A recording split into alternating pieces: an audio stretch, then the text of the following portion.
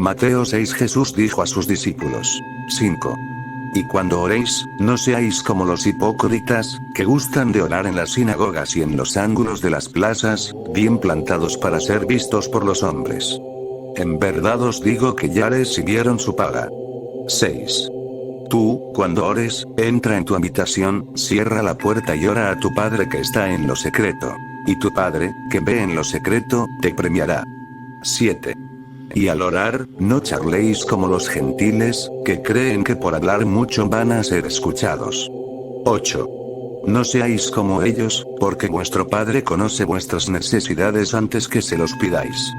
9. Vosotros orad así. Padre nuestro que estás en los cielos, santificado sea tu nombre. 10. Venga tu reino.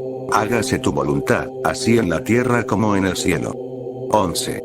El pan nuestro de cada día, dánosle hoy. 12.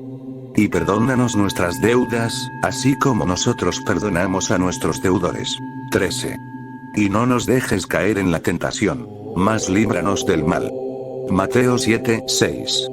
No deis lo santo a los perros, ni echéis vuestras perlas delante de los puercos, no sea que las pisoteen, y, revolviéndose, os destrocen. 7. Pedid, y se os dará. Buscad, y hallaréis. Llamad, y se os abrirá. 8. Porque todo el que pide recibe, el que busca halla, y al que llama se le abre. 12. Todo lo que queráis que hagan con vosotros los hombres, hacedlo también vosotros con ellos. Porque esto es la ley y los profetas. 13. Entrad por la puerta estrecha, que es ancha la puerta y espacioso el camino que lleva a la perdición, y son muchos los que entran por él. 14. Y es estrecha la puerta y angosto el camino que lleva a la vida, y son pocos los que lo hallan. El hombre es mente. La palabra hombre en inglés man, viene de la raíz sánscrita man que significa mente. Si comprendes cómo trabaja la mente, entenderás la realidad del hombre y su posibilidad también. Si comprendes el mecanismo interno de la mente, entenderás el pasado del hombre, el presente y el futuro también. El hombre en sí no es un ser sino un pasaje. En sí mismo el hombre no es un ser, porque continuamente se está transformando. No hay descanso siendo un hombre. El descanso está por debajo del hombre o por encima de él. Por debajo está la naturaleza, por encima está Dios. El hombre se encuentra justo en medio, es un enlace, una escalera. No se puede descansar sobre una escalera, no se puede estar sobre una escalera. La escalera no puede ser tu morada. El hombre tiene que ser sobrepasado, tiene que ser trascendido. El hombre es un viaje entre sus dos infinidades. Una infinidad es su naturaleza, la otra infinidad es su Dios oculto. El hombre está justo entre las dos, es un transbordador. Utilízalo, pero no te quedes confinado en él. Utilízalo, pero no te definas por él. Recuerda siempre que tienes que ir más allá. Todo el mensaje de Jesús consiste en cómo ir más allá del hombre. Por eso dice una y otra vez, soy el Hijo del Hombre y el Hijo de Dios. Él continúa insistiendo en esta contradicción, porque quiere dejar claro que el hombre es las dos cosas. Por un lado es parte de la naturaleza, por otro lado es parte de Dios. Este es el significado de la palabra hijo. Hijo significa una parte del Padre. Y puesto que el hombre pertenece a estas dos realidades separadas, tiene lugar la ansiedad, la tensión, el constante conflicto del hombre, porque las dos naturalezas están en continua lucha. De ahí, como hombre, no existe la posibilidad de paz. O bien tienes que volverte completamente inconsciente, como el alcohólico que de tanto beber llega a perder la conciencia, entonces tiene paz. O tienes que ser tan consciente que todos los esconderijos y rincones de tu ser se llenen de luz, te transformas en un Buda o en un Cristo, entonces existe la paz. O bien caes por debajo del hombre, o vas más allá de él. No sigas aferrándote a ser humano, porque estarás aferrándote a una enfermedad. Eso es exactamente lo que el hombre es. Una enfermedad, una tensión constante, ser o no ser, ser esto o ser aquello, una lucha constante entre el alma y el cuerpo, lo inferior y lo superior, inconsciencia y conciencia. Es de inmensa ayuda entender que el hombre es un conflicto constante, una tensión constante, porque entonces dejas de aferrarte al hombre como tal. Por el contrario, mejor empiezas a pensar, ¿Cómo ir más allá? ¿Cómo trascender? ¿Cómo superarse? Friedrich Nietzsche tenía razón al decir que el hombre es el único animal que intenta superarse a sí mismo, el único animal que puede superarse a sí mismo. Es el mayor milagro del mundo, superarse uno mismo. Pero esto ha ocurrido. Le ha ocurrido a Cristo, a Buda, a Krishna. Puede ocurrirte a ti. Tú eres una gran promesa, un proyecto, una aventura. Pero no empieces a pensar como si ya lo hubieras conseguido. Entonces estarás aforrándote a algún lugar entre medias, y una parte de ti tirará hacia un lado y la otra parte hacia el otro, te harás pedazos. Y permanecerás en la angustia, y tu existencia no será más que una pesadilla interminable. Antes de adentrarnos en los sutras, unas cuantas cosas sobre la mente, porque el hombre es mente. Podemos llamar premente al primer estado mental. Existe en los niños muy pequeños, es muy primitivo, muy parecido al animal. De ahí la belleza de los niños, su inocencia y su gracia, porque esa ansiedad a la que llamamos hombre no se ha desarrollado aún. El niño está en paz. El niño todavía no es un viajero, aún no ha dejado su casa para buscar otro hogar. El peregrinaje no ha empezado todavía. El niño descansa, perfectamente en paz y feliz de ser lo que quiera que sea. Por eso la ansiedad no se refleja en sus ojos, y está envuelto por una cierta gracia. Pero esta gracia se va a perder. Esta gracia no puede quedarse para siempre, porque es inconsciente, porque no se ha ganado, porque es un don natural y el niño es completamente ajeno a ella. No puede sujetarse a ella. ¿Cómo puedes sujetarte de algo de lo que no eres consciente? Tienes que perderlo. La única forma de ganarlo es perderlo. El niño tendrá que corromperse, pervertirse. El niño tendrá que introducirse en la astucia de la mente, y entonces comprenderá que ha perdido algo, algo de inmenso valor. Pero uno solo puede saberlo cuando lo ha perdido. No hay otra forma de saberlo. Entonces empieza la búsqueda. La religión no es otra cosa que la búsqueda de la infancia perdida. Todos llevamos su memoria, muy viva, en algún lugar muy profundo. Tal vez no sea muy consciente, pero funciona como sustrato inconsciente de algo que se ha perdido, de algo que se ha olvidado, de algo que estaba allí y ya no está. Algo se ha perdido, y uno empieza a buscarlo.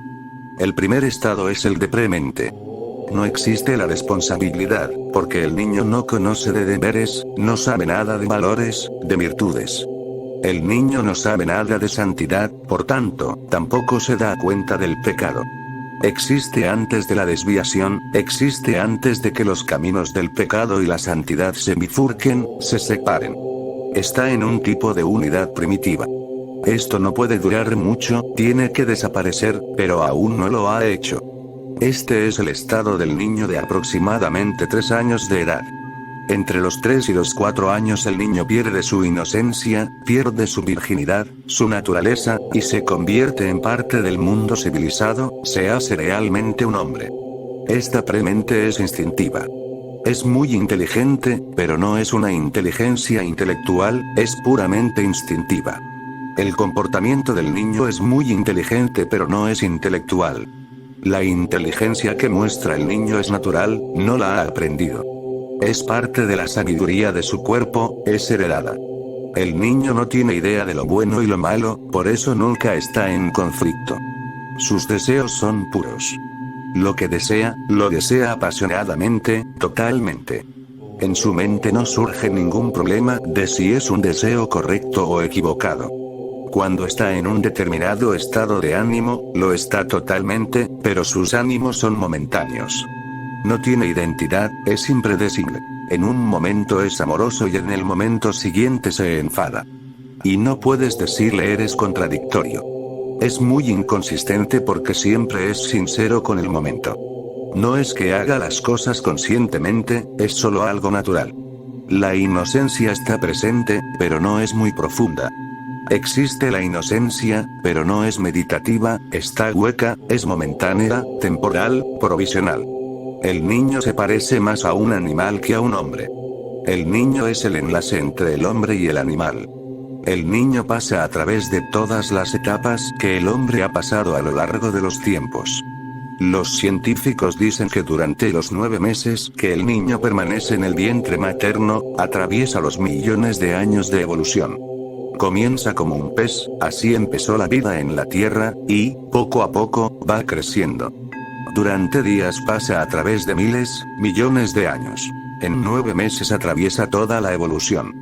Pero aún después de nacer, el niño todavía no es un hombre, al menos, no está civilizado, es primitivo, el hombre de las cavernas. El niño vive en un caos interior. No tiene ni idea de qué va a hacer. No tiene futuro, no tiene pasado. Vive completamente en el presente. Pero, puesto que vive en el presente total e inconscientemente, su vida no puede tener una disciplina, un orden. Es caótica, es anárquica. Esta es la primera etapa del hombre, la primera etapa de la mente. Y recuerda que, aunque lo pierdas antes o después, permanece en ti como un sustrato. Solamente puedes perderlo por completo cuando la meditación ha entrado muy profundo, cuando la meditación ha transformado tu ser. De lo contrario permanece allí, y puedes caer en ello en cualquier momento. En caso de estrés, de tirantez, puedes volver a ser infantil. Por ejemplo, tu casa se quema, y empiezas a llorar como un niño. No eres un hombre que normalmente llore, tal vez nadie te haya visto llorar nunca. Pero cuando tu casa se incendia, de pronto olvidas que eres un adulto. Te vuelves como un niño pequeño, empiezas a llorar, las lágrimas invaden tus ojos, estás completamente perdido, desconsolado. ¿Qué ha ocurrido? La premente se ha apoderado de ti. Siempre ha estado allí. Has desarrollado una segunda capa sobre ella, tapándola, pero permanecía allí en la profundidad. Cuando la segunda capa no puede funcionar, en la gran desesperación vuelves a caer en la primera capa. Esto ocurre cada día. Cuando estás enfadado te vuelves más infantil, también lo eres más cuando estás enamorado. Escucha la conversación entre dos enamorados, encontrarás que es muy infantil. Recuerda tus propias memorias cuando te enamoraste por primera vez, cómo te comportaste, lo que le decías a tu amado o amante, y lo encontrarás infantil. O recuerda cuando alguien te provoca y te enfadas, empiezas a hacer cosas ilógicas, no inteligentes, indisciplinadas, caóticas. Más tarde te arrepientes de ello, porque después, cuando vuelve la segunda capa, esta segunda capa se arrepiente de la primera. Cuando vuelve la mente civilizada, cuando vuelve a imponerse otra vez, se arrepiente. Dice, no estuvo bien por mi parte. No estuvo bien hacerlo. La primera capa nunca desaparece por completo, excepto que te conviertas en un Cristo o un Buda. Allí permanece. Obsérvalo. La primera capa es muy caótica. La segunda es colectiva. A la segunda capa yo la llamo la mente colectiva. Ahora el grupo, la familia, la sociedad, la nación se vuelven más importantes que tú mismo. El niño está muy orientado hacia sí mismo, solo piensa en él. No le importa nada más, es completamente egoísta. La segunda mente empieza a pensar en los demás, a sacrificar sus propios intereses, se vuelve más colectiva, más parte de la sociedad, un clan, una tribu, empieza a ser civilizada. Civilización significa formar parte de una sociedad, formar parte entre mucha gente. Ser responsable, no vivir una existencia egoísta.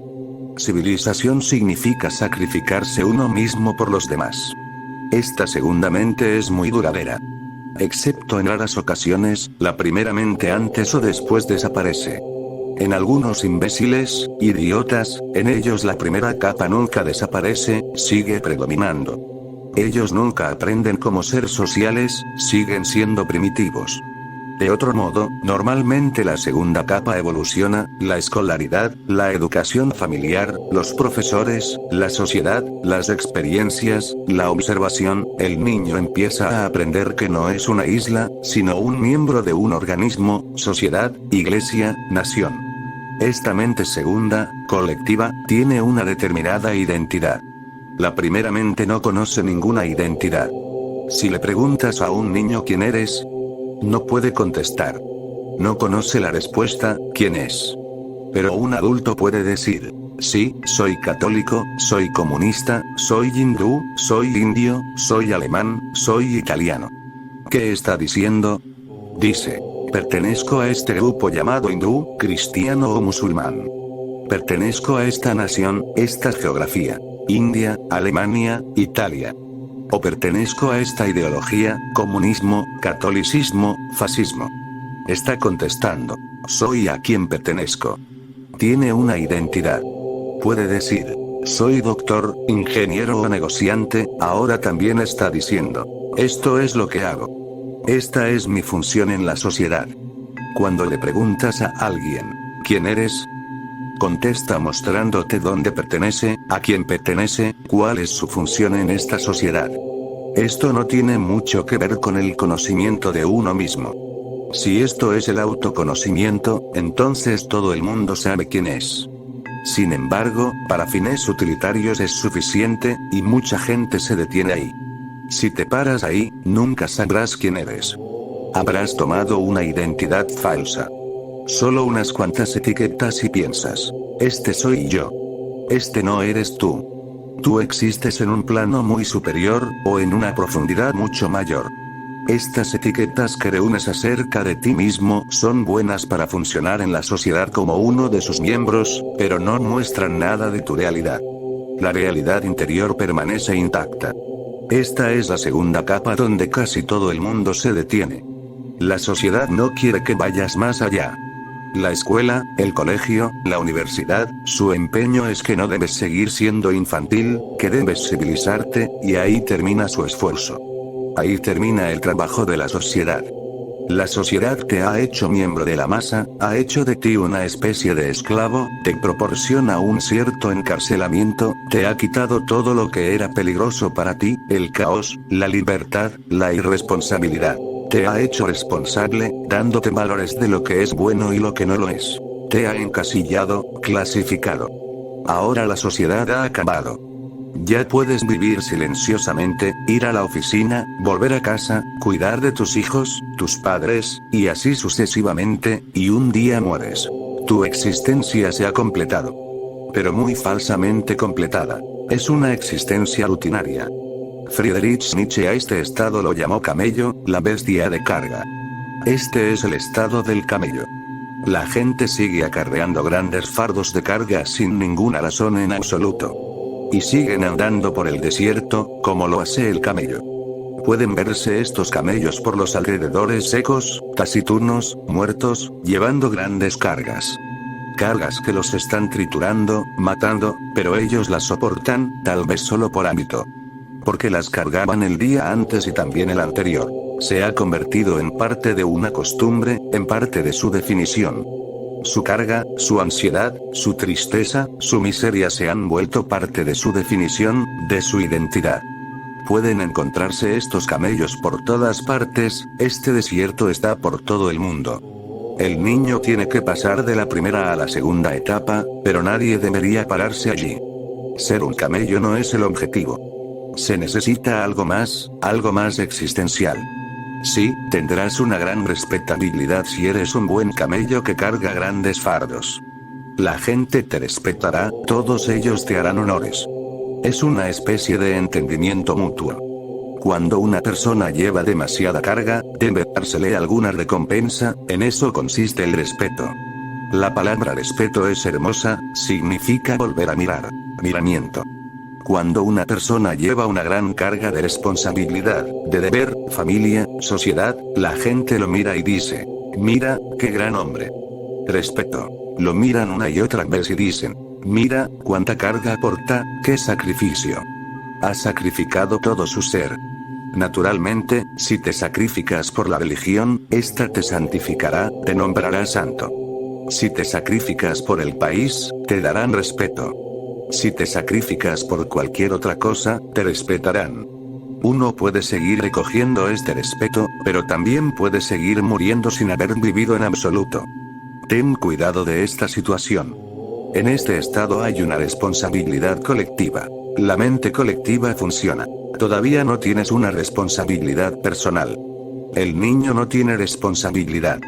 La segunda etapa tiene una responsabilidad, la campaña es colectiva. Personalmente no te sientes responsable de nada, solamente te sientes responsable porque formas parte de un determinado colectivo. En los pueblos de India se puede ver este estado de camello muy pronunciado. Un brahmin no tiene responsabilidad propia. Toda su responsabilidad consiste en ser un brahmin, tiene que comportarse como tal. En los pueblos de India no encontrarás individualidades, solo encontrarás colectivos. El brahmin, el shudra, el kshatriya, todos ellos funcionan según su comunidad, según sus leyes. Nadie tiene ninguna responsabilidad de pensar, nadie se cuestiona pensar. Las normas se mantienen a lo largo de los tiempos, figuran en las sagradas escrituras. Todo está bien definido, no hay necesidad de especular, filosofar, sopesar, meditar. Todos los problemas han sido resueltos, Manu, el Moisés hindú, lo ha resuelto todo. Allí es donde Jesús encontró a los judíos, en la segunda etapa. Moisés hizo el primer trabajo, llevó la mente primitiva al estado civilizado. Después se necesitó a Jesús para traer otra revolución, otra transformación. La gente existía como si fueran los dientes de una rueda, como partes de un gran mecanismo. Su única pregunta era cómo funcionar eficientemente.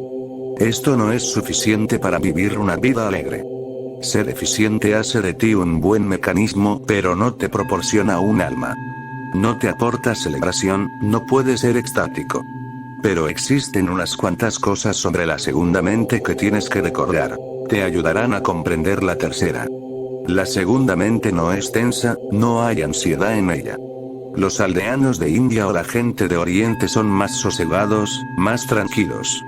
Se mueven con una cierta facilidad, dignidad. Aunque estén muriéndose de hambre, enfermos, tienen paciencia, una profunda aceptación. No se rebelan. La rebelión no tiene ningún atractivo para ellos, viven en la aceptación. No tienen tanta individualidad como para rebelarse.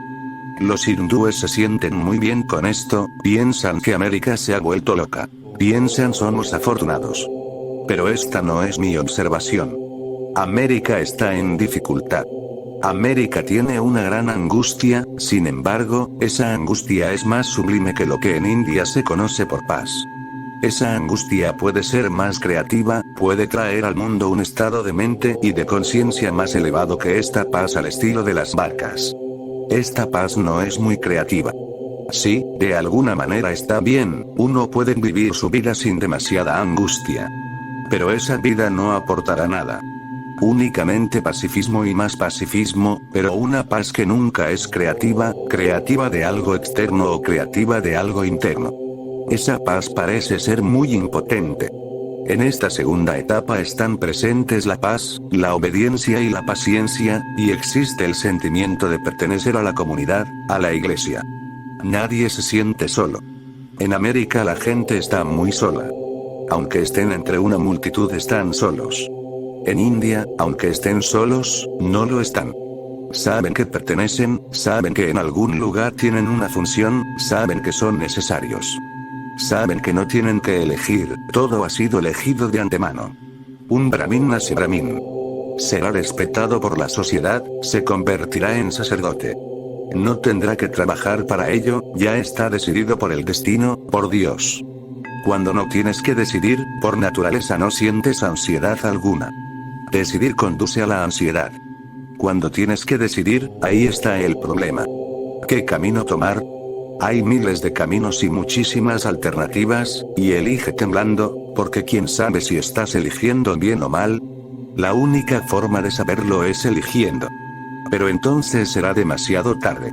Si después de 10 años te das cuenta de que elegiste mal, será demasiado difícil volver atrás y elegir otra vez, porque para entonces esos 10 años se habrán ido por el desagüe. Hay una especie de agrupamiento, de pertenecer a algo, en el segundo estado de la mente. No se necesita elegir, todo ha sido elegido ya, decidido. Existe una especie de fatalismo. Todo lo que pase tiene que ser aceptado porque no puede ser de otra manera. Si no puede ser de otra manera, ¿por qué preocuparse entonces? Por eso en India hay menos depresiones psicológicas que en América. Pero recuerda, no es un estado bueno. No estoy diciendo que una crisis psicológica sea algo bueno, ni tampoco que tener tensión o ansiedad sea algo valioso. Lo que digo es que no tener ni ansiedad ni tensión tampoco es un logro. Este estado, el segundo estado, es una especie de patriarcado.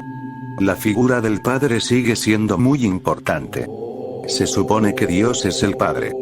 Hay una diferencia entre la madre y el padre. El padre es muy exigente, la madre no lo es. El amor de la madre es incondicional, el del padre es condicional. El padre dice, haz esto, y te querré. Si no haces esto, no te querré. También el padre puede enfadarse mucho. Este estado es el del patriarcado, el padre sigue siendo importante, la madre no. No se conoce el amor incondicional. La sociedad te aprecia, te respeta si la sigues. Si te desvías un poquito, la sociedad te retira todo el respeto y está preparada para destruirte. El Dios judío dice, soy un Dios muy celoso. Si vas en mi contra, te destruiré. Eso es lo que el Estado dice, el gobierno dice, los sacerdotes, el Papa. Todos ellos son muy celosos, muy dominantes. Este Estado es muy represivo. No permite a nadie tener su propia opinión, ni tampoco su propio ser. Es represivo. No permite tener impulsos propios. Es dictatorial. Enseña a decir sí, no acepta un no por respuesta. El sí es impuesto violentamente, agresivamente. Desde luego este sí no es de mucho valor, porque si no puedes decir no, el sí será impotente.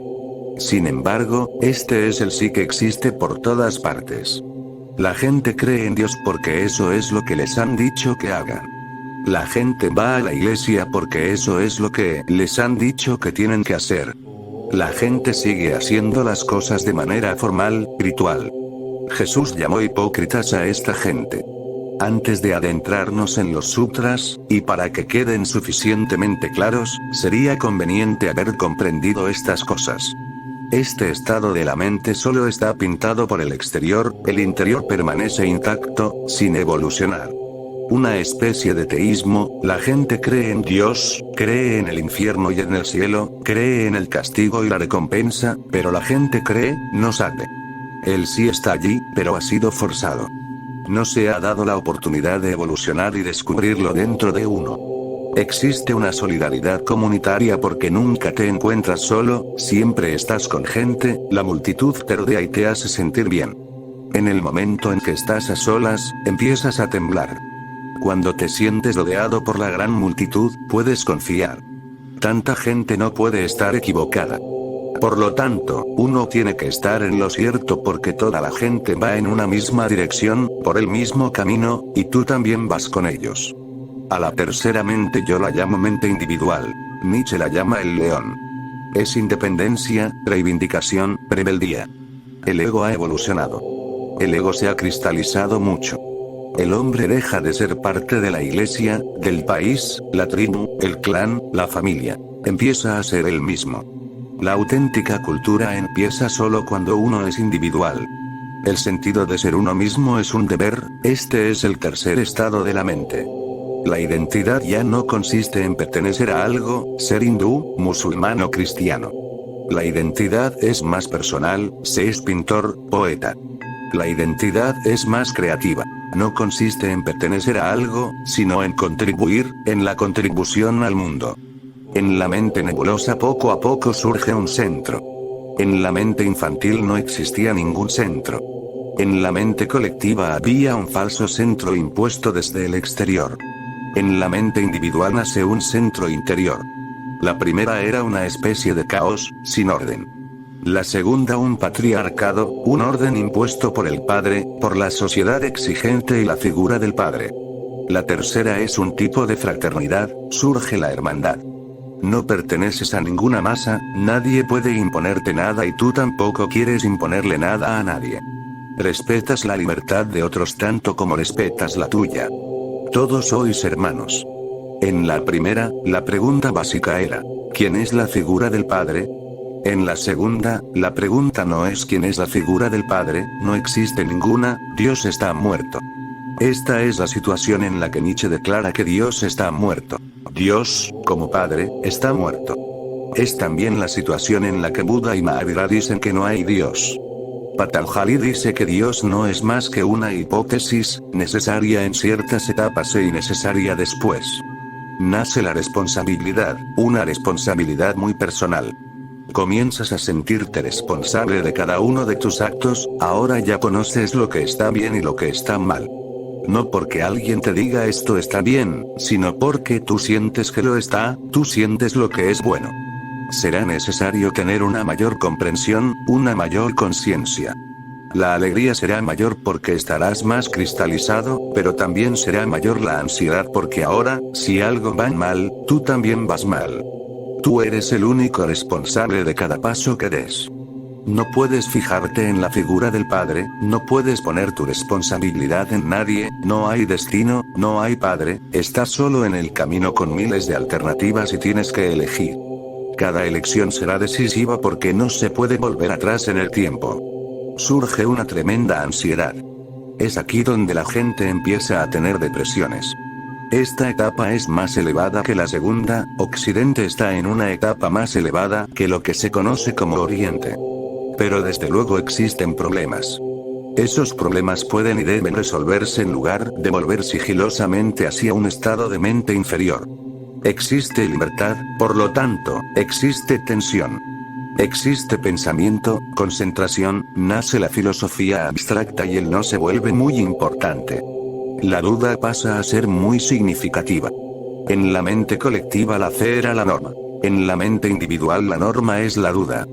El no se vuelve muy básico porque la rebeldía no puede existir sin el no, y el ego no puede desarrollarse y madurar sin el no. Hay que decir no a mil y una cosas, para poder decir sí a las cosas que quieres. Ahora el sí es significativo, porque cabe la posibilidad de decir no. Ahora el sí tiene potencia, poder. La persona que siempre dice sí, su sí no tiene gran valor. Pero quien dice no 99 veces, y dice sí una vez, lo quiere decir realmente. Tiene una autenticidad. Es una crisis muy creativa porque, si la superas, será creativa. Si sucumbes a ella, no caerás en la segunda mente, caerás en la primera. Esto ha de ser entendido. Si sucumbes en la tercera, la mente individual, inmediatamente caerás en la locura, porque ya no es posible volver a la segunda. Has aprendido a decir no, has aprendido a ser rebelde, has saboreado la libertad, ya no puedes volver a caer en la segunda. Esa puerta ya no existe para ti. Si sucumbes a la tercera, caerás a la primera, te volverás loco. Eso es exactamente lo que le sucedió a Friedrich Nietzsche. Era un león, pero el león se volvió loco, rugiendo, rugiendo y rugiendo, y no pudo encontrar el camino más allá de la tercera mente. Cuando alguien cae desde la tercera mente, cae a la primera. Esto ha de ser recordado. Ya no puede volver a la segunda, esta etapa ha terminado para siempre. Una vez que el no se ha hecho muy consciente, uno no puede volver a la fe. Quien ha dudado, quien ha aprendido a dudar, no puede volver a la fe, es imposible. Ahora la fe será simple astucia y decepción, y uno no puede decepcionarse a sí mismo. Una vez te vuelves ateo, el teísmo ordinario ya no sirve. Entonces tendrás que encontrar a alguien como yo. El teísmo común ya no sirve, ya ha sido más allá de él. Nietzsche necesitó un hombre como Buda. Y puesto que Buda no estaba disponible y la mente occidental aún no era capaz de hacer que la gente pudiera ir más allá de la tercera mente, tuvo que volverse loco. En Occidente es casi una certeza que cuando una persona realmente evoluciona en la tercera etapa, empieza a retroceder hacia la locura, porque allí aún no está disponible la cuarta etapa. Si la cuarta está disponible, la tercera es muy creativa. Si existe la posibilidad de renunciar al ego, entonces el ego es de gran valor. Pero su valor reside en la renuncia. Si no puedes renunciar a él, se convertirá en una carga, una gran carga sobre ti. Será insostenible. El león rugirá y no habrá ninguna otra salida más que volverse loco.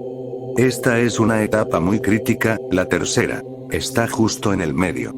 Hay dos mentes por debajo de ella y dos por encima. Es exactamente la conexión intermedia.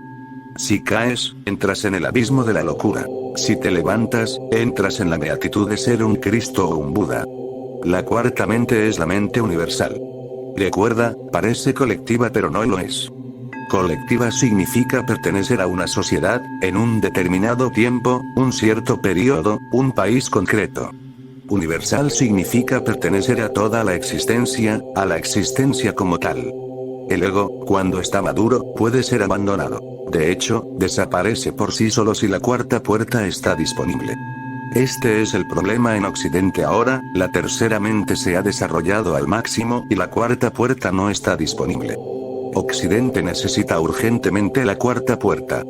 Carl Gustav Jung dijo en sus memorias que, observando a miles de personas durante toda su vida, llegó a unas cuantas conclusiones. Una de ellas es que la gente, alrededor de los 40 a 45 años, se enfrenta a una crisis religiosa.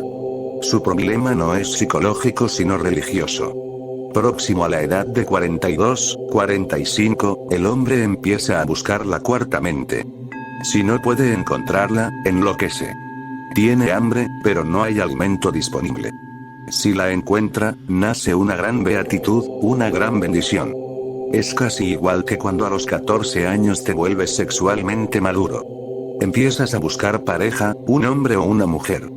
Cuando te aproximas a los 14 años, quieres un objeto de amor. Exactamente alrededor de los 42 años madura otra cosa dentro de ti, empiezas a buscar el samadhi, la meditación, algo que sea más elevado que el amor, más elevado que el sexo, algo que te lleve hacia un orgasmo eterno, un orgasmo más total. Si puedes encontrarlo, la vida continúa siendo suave. Si no puedes encontrar la puerta, el hambre se ha despertado y no hay alimento disponible, ¿qué harás? Empiezas a deprimirte, toda tu estructura se tambalea. Y cuando uno se deprime, siempre cae en la primera etapa, cae en lo más bajo. A la cuarta etapa yo la llamo mente universal, el ego puede disolverse porque ha madurado. Recuerda, déjame repetirlo, el ego puede disolverse solo cuando ha madurado. No estoy en contra del ego, estoy a favor de él, pero no me confino dentro de él. Uno tiene que ir más allá de él. Justo el otro día estuve leyendo el libro de Frankl. Dice, tenemos que desear descartar la personalidad. ¿Por qué debemos descartarla? ¿Y cómo hacerlo si no la hemos desarrollado? Solamente puede descartarse lo que está perfectamente maduro. ¿Qué es la personalidad? La personalidad es una persona, una máscara. Es necesaria. El niño no tiene máscara, por eso se asemeja a los animales. La mente colectiva tiene máscara, pero impuesta desde el exterior. No tiene definición interna de su ser. La mente individual, egoísta, tiene una definición interior. Sabe quién es, tiene una cierta integración. Desde luego, no es una integración total y habrá de ser abandonada, pero solo puede ser abandonada cuando haya sido alcanzada. Tenemos que desear descartar la personalidad. Dios no respeta a las personas. Eso es verdad. Dios ama a los individuos, pero no a las personas. La diferencia es grande. La persona es alguien que tiene un ego definido. El individuo es alguien que ha abandonado su ego, y sabe quién es. La persona es un círculo con un centro. El individuo es un círculo sin centro, es solo puro espacio. La personalidad no es más que una máscara, es una creación teatral, un mero accesorio teatral. El anhelo de libertad, de salvación o de nirvana, significa sencillamente el deseo de librarse de lo que llamamos personalidad y la prisión que ésta crea. El problema del yo es que se deriva de otros, el ego también se deriva de los demás. Para tu ego dependes de los demás. Si te vas a una cueva en los Himalayas, ¿qué ego vas a tener? Poco a poco irá desapareciendo. Necesita soporte. Necesita que alguien lo aprecie.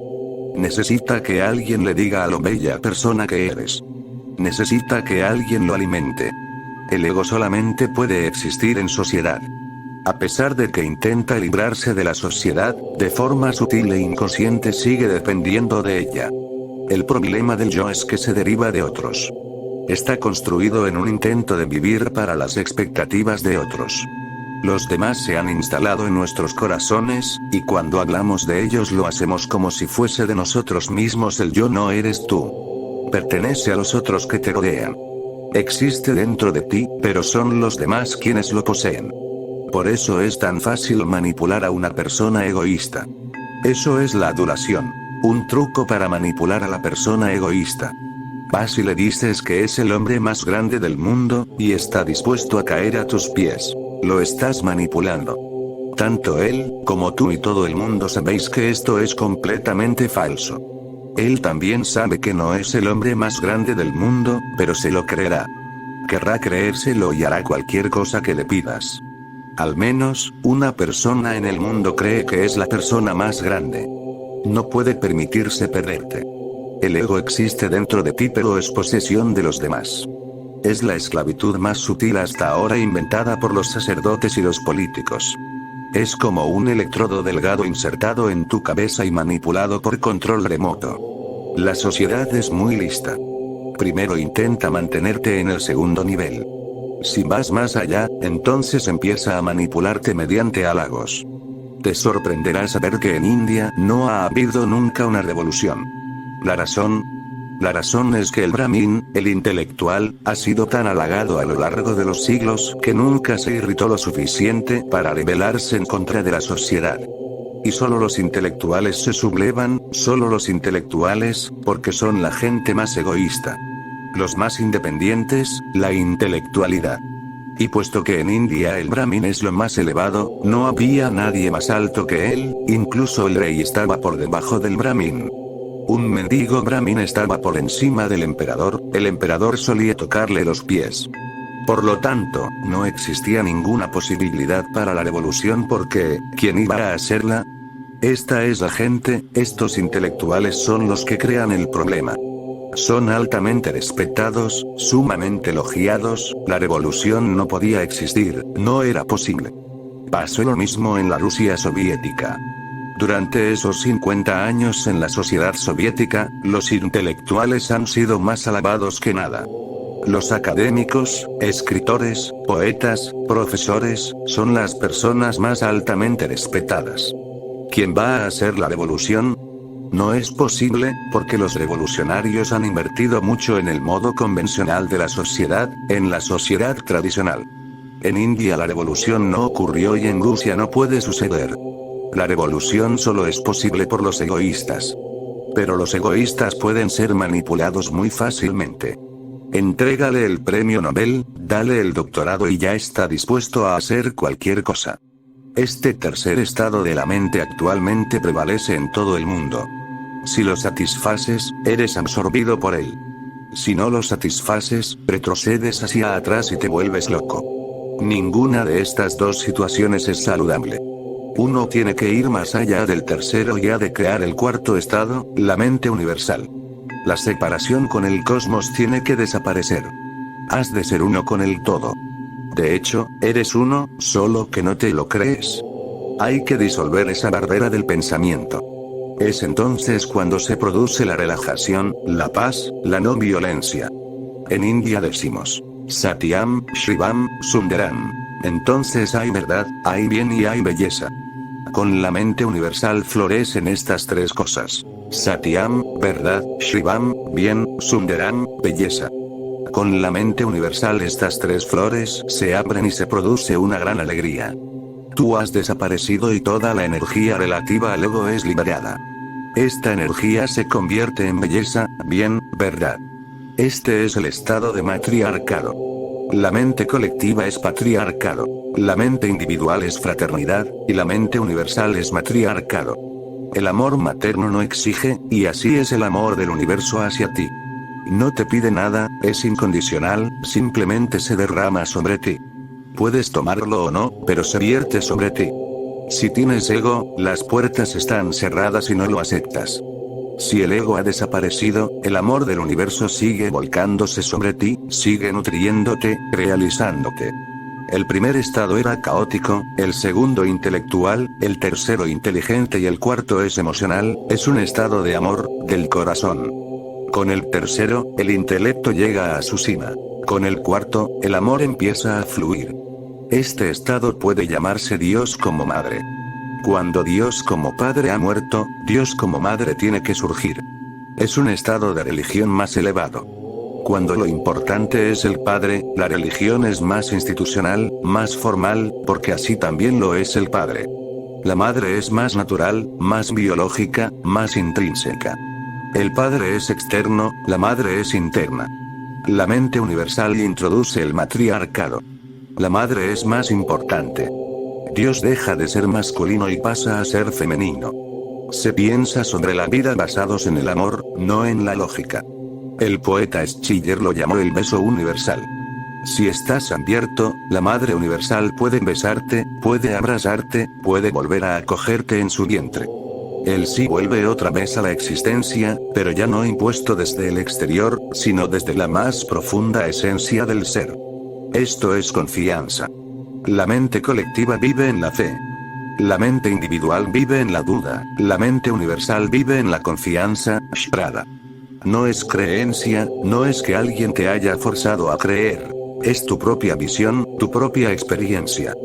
Esta es la verdadera religión, cuando tú puedes llegar a ser un testigo de Dios, del samadhi, de la oración. Cuando eres un testigo. Cuando no lo has tomado prestado, deja de ser un conocimiento, una creencia, ahora es tu propia experiencia existencial. La solidaridad vuelve a formar parte, pero es solidaridad con la propia existencia, no con la sociedad. Vuelve la creatividad, pero ya no es una creatividad egoísta. No eres tú quien hace, tú eres un instrumento, Dios es quien hace. Entonces, Dios fluye a través de ti. Puedes crear gran poesía. De hecho, antes de esto no podías crearla. El ego crea sombras, nunca puede ser transparente. La auténtica creatividad solo es posible con lo universal. Debes haber leído los libros de Gopi Krishna sobre Kundalini. Dice que cuando se despierta la Kundalini nace una gran creatividad. Eso es verdad. Pero los ejemplos que dan no son verdaderos. Dice que Aurobindo fue creativo cuando se le despertó la Kundalini. La poesía que ha escrito Aurobindo es simplemente mediocre. Aunque no es creativa, al menos es mediocre. Sin embargo, Gopi Krishna ha escrito poesía que ni siquiera puede calificarse de mediocre, solo son sandeces, basura. Sí, cuando alcanzas lo universal nace una gran creatividad. Tu simple toque es creativo. Hay un antiguo relato en las escrituras sagradas budistas, un hombre muy rico acumuló muchos bienes, guardó tanto oro que no había lugar donde amontonarlo. Pero de repente sucedió algo. Una mañana se despertó y vio que el oro se había convertido en polvo. ¿Puedes creer que se volvió loco? Alguien le sugirió acercarse a Buda, Buda se encontraba en la ciudad, y el hombre fue a verlo. Y Buda le dijo, haz una cosa. Lleva todo tu oro al mercado, y si alguien lo reconoce como oro, tráeme a ese hombre. El hombre contestó, ¿pero cómo me va a ayudar eso? Buda dijo, te ayudará. Ve. Así que cogió todo su oro, miles de carretas de bueyes llenas de polvo, porque ahora todo era polvo. Todo el mercado se llenó con sus carretas. La gente se acercaba y preguntaba, ¿qué tontería es esta? ¿Por qué traes tanto polvo al mercado? ¿Para qué? El hombre se mantuvo en silencio. Entonces llegó una mujer. Se llamaba Kisa Gautami. Le dijo al hombre, ¿tanto oro? ¿De dónde has sacado tanto oro? Él preguntó a la mujer, ¿puedes ver oro aquí? Ella dijo, oh sí. Estas carretas están llenas de oro. Sujetó a la mujer y le preguntó cuál era su secreto. ¿Cómo puedes verlo? Porque nadie, ni siquiera yo puedo ver que haya nada de oro. Todo es polvo. Llevó a la mujer junto a Buda, y este dijo, has encontrado a la mujer correcta, ella te enseñará el arte, es solo una cuestión de ver. El mundo es como lo ves. Puede ser el infierno o puede ser el cielo. El oro puede ser polvo y el polvo puede ser oro. Solo es cuestión de cómo lo mires. Esta es la mujer correcta. Hazte discípulo de Kisa Gautami. Ella te enseñará.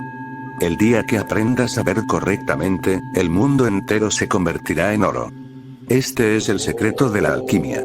Kisa Gautami era una mujer rara de esos días, y el hombre, por medio de ella, aprendió el arte de convertir el mundo entero en oro. Cuando entras en la mente universal puedes desarrollar la creatividad, no por ti como tal, sino como Dios. Te vuelves un bambú hueco y su canción comienza a descender por medio de ti. Te transforma en una flauta. Si caes desde la tercera, no estando disponible la cuarta, caerás en la locura. Nietzsche habla solamente de tres mentes: el camello, el león y el niño. Desde el león vuelve a caer al niño. Se vuelve loco. Hay también otra puerta, y consiste en la mente universal, que es realmente otra vez la infancia, pero una segunda infancia. Ya no es como la primera. No es caótica, en ella existe la autodisciplina. Tiene un cosmos interior, un orden interior, no es irresponsable como la primera, ni responsable como la segunda. Es una nueva responsabilidad, no hacia ningún valor, no hacia la sociedad, sino que nace un segundo tipo de valores, porque puedes ver lo que está bien. ¿Cómo podrías actuar de otra manera? Puedes ver lo que está bien, y eso es lo que has de hacer. El conocimiento aquí se vuelve virtud.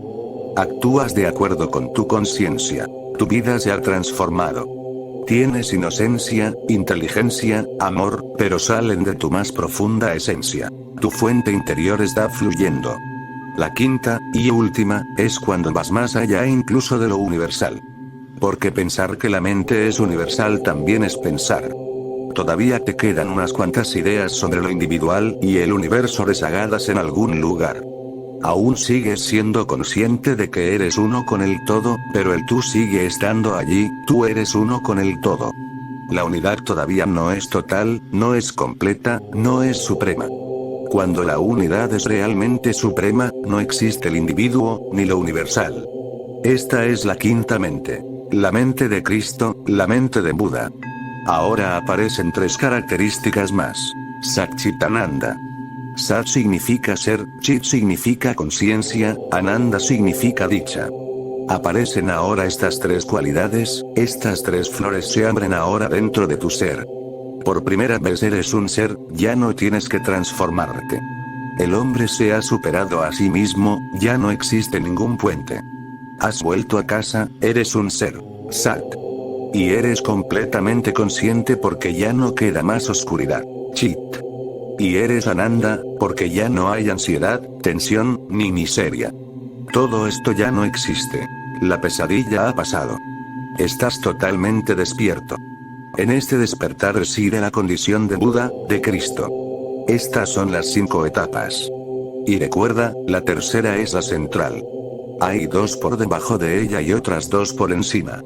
Si no vas hacia arriba, caerás hacia abajo. Y recuerda, no puedes ir hacia arriba sin pasar por la tercera.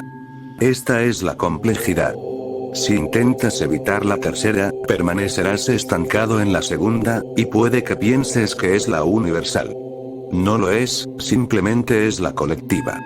Si tratas de evitar la tercera, hasta puedes quedarte en la primera, lo cual es idiota. A veces los idiotas se asemejan a los santos. En hindi tenemos 2 palabras que provienen de la misma raíz para esas 2 etapas, la raíz es bu. A la última etapa la llamamos Buda y a la primera Budu, el estado de idiota. A veces los idiotas parecen santos, tienen algunas similitudes, y otras veces los santos parecen idiotas. Pero están muy alejados, el punto más lejos de la existencia. Jesús a veces parece idiota. Y han existido muchos idiotas que se parecían a Jesús. La similitud es que ninguno de ellos tiene mente. El idiota está por debajo de la mente y Cristo está por encima, ambos están más allá de la mente. En esto se parecen, pero más allá de esto no se asimilan en nada. Recuerda que la primera no es el objetivo, es el comienzo. La segunda es muy cómoda, pero no se trata de comodidad, sino de creatividad. La tercera es creativa pero muy incómoda, muy ansiosa, muy tensa. ¿Cuánto tiempo puede ser creativo? Existe demasiada tensión. Ha de perderse la tensión, y ahí llega la cuarta. En la cuarta todo es silencio. Solo queda lo último del persistente ego, ese que siente que yo soy uno con el todo. Un discípulo de Rinzai se acercó al maestro y le dijo, ya soy uno con el todo. ¿Qué tengo que hacer ahora? El maestro se volvió hacia él diciendo, quítate esa idea de que eres uno con el todo. Deshazte de esa idea, esa es la última barrera. Otro de los discípulos dijo a Rinzai, he alcanzado la nada. Y Rinzai contestó, abandona eso. Deja eso también. En la cuarta solo permanece una fina pared, casi transparente, que no puedes ver. Eso también has de abandonarlo.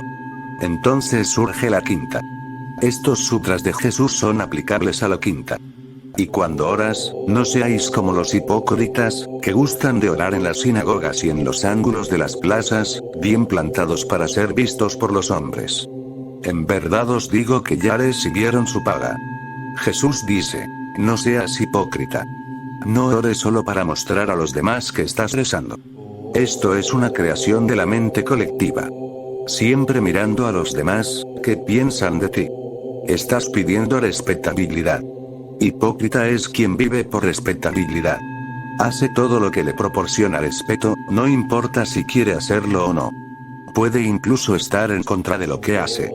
Puede querer hacer justo lo contrario, pero sigue cumpliendo con el deseo de la gente porque necesita su respeto. Jesús dice, y cuando oréis, no seáis como los hipócritas, al menos cuando reces, olvídate de la sociedad, de la mente colectiva. Al menos cuando reces, olvídate de las formalidades. Reza solo para Dios, para nadie más. En verdad os digo que ya recibieron su paga. Si rezas solo para mostrar a los demás que eres un gran orador, esa será tu recompensa, el respeto que obtengas será todo lo que consigas. Eso no tiene ningún valor. Tú, cuando ores, entra en tu habitación, cierra la puerta y ora a tu Padre que está en lo secreto. Jesús dice, reza en secreto, reza en privado. Reza fuera de la mente colectiva. Olvídate de la sociedad, de la iglesia y de la gente, olvídate de todo. Porque cuando te olvidas de todo, solo entonces puedes recordar a Dios, no de otra manera. En secreto, en privado, deja que tu oración sea. Y al orar no charléis, como los gentiles, que creen que por hablar mucho van a ser escuchados. Y Jesús dice, no es cuestión de repetir una oración formal, lo auténtico es que sea del corazón, no lo que dices, sino lo que quieres expresar. No debe ser formal. Las cosas formales están muertas. Debe estar vivo, auténtico, latiendo. Debe enseñar tu corazón y el momento en el que estás, debe representarlo. Debe ser verdadero y real. Y no te preocupes, dice Jesús, no tienes que hablar mucho con Dios. La única manera de hablar con Él es en silencio. No seáis como ellos, porque vuestro Padre conoce vuestras necesidades antes que se lo pidáis. No hay ninguna necesidad de decir nada, bastará con inclinarse en silencio. Será suficiente estar completamente callado. El silencio es el lenguaje de la oración. Pero puede ser difícil entrar directamente en el silencio, porque lo único que conocemos es el lenguaje. Por eso, entonces, Jesús dice, vosotros orad así, es muy difícil estar en silencio, completamente en silencio, así pues, empieza de esta manera. Recuerda, Jesús dice, así pues, habéis de orar, no dice exactamente así. Encuentra tu propia manera, crea tu propia oración. Al menos crea tu propia oración si es que no puedes crear ninguna otra cosa. Vosotros orad así.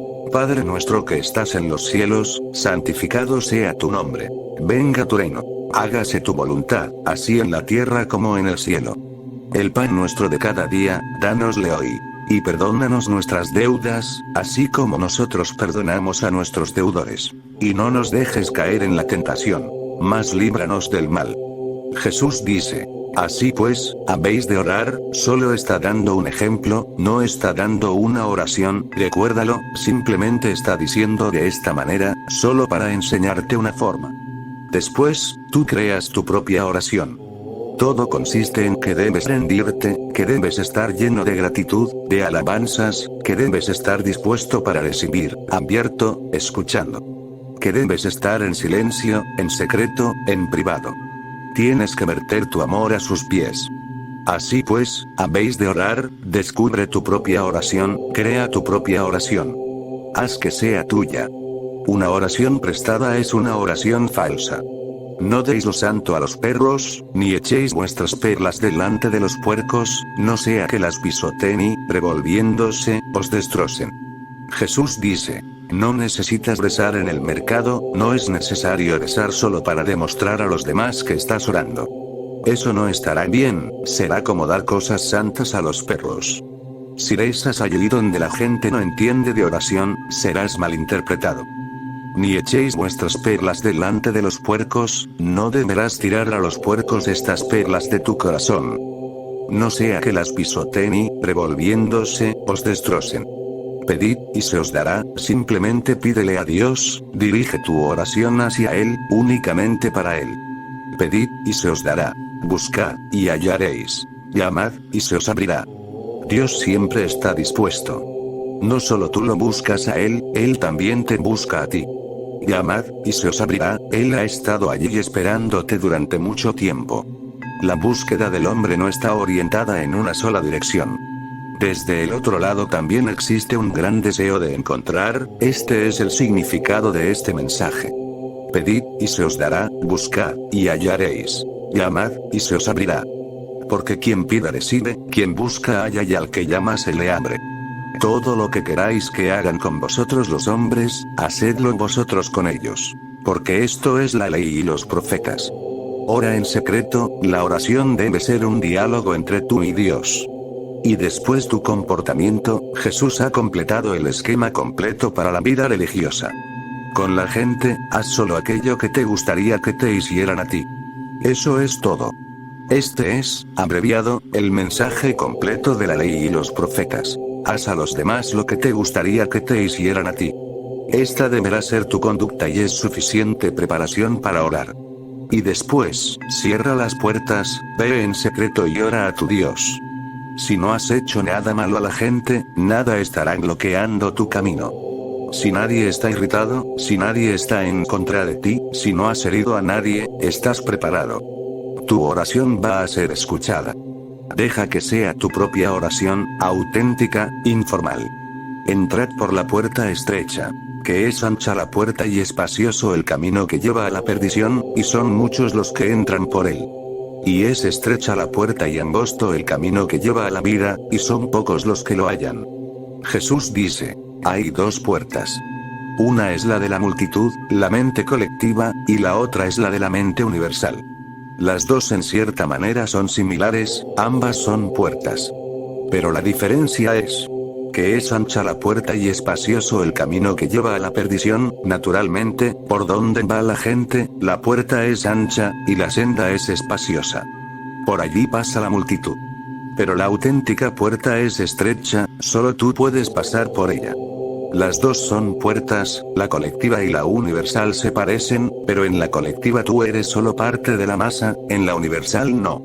Antes de la universal has alcanzado una cierta libertad, ego, individualidad, autodefinición, vas a solas. Y es estrecha la puerta y angosto el camino que lleva a la vida, y son pocos los que lo hallan. Es necesario recordar esto. Solamente puedes llegar a Dios en absoluta soledad. Ni siquiera puedes ir con tu amigo, tu amado. Uno tiene que ir solo, la puerta es muy estrecha. No puedes dirigirte allí como hindú, no puedes llevarte a los hindúes contigo. Tampoco puedes ir como cristiano, no puedes ir como parte de la masa cristiana.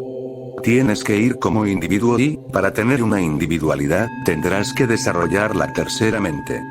Solo viniendo desde la tercera puedes entrar en la cuarta y lentamente, la quinta llega por sí sola. Crece, se abre como un loto. Estas son las 5 etapas de la mente. Observa.